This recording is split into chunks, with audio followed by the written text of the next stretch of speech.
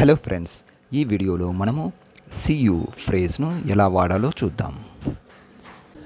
మీరు ఎవరినైనా మళ్ళీ చూస్తారని మీకు తెలిసినప్పుడు వీడ్కోలు చెప్పడానికి సియును ఉపయోగించవచ్చు.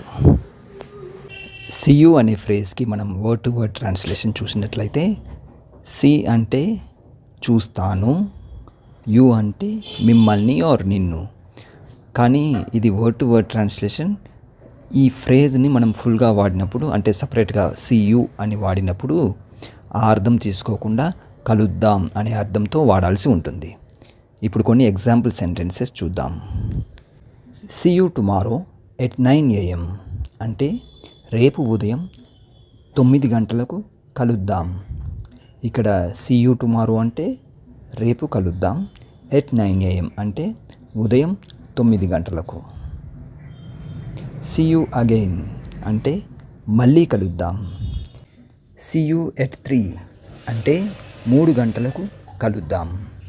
See you later అంటే తరువాత కలుద్దాం. See you in a bit అంటే కాసేపట్లో కలుద్దాం. ఇక్కడ in a bit అంటే కాసేపట్లో అనే అర్థం వస్తుంది. See you in a while అంటే కొద్దిసేపటి తర్వాత కలుద్దాం. I'll see you at 2:30 at the mall అంటే నేను మిమ్మల్ని మాల్లో 2:30 గంటలకు కలుస్తాను. See you అరుణ్ అంటే తర్వాత కలుద్దాం Arun. Or simply you can say కలుద్దాం అరుణ్.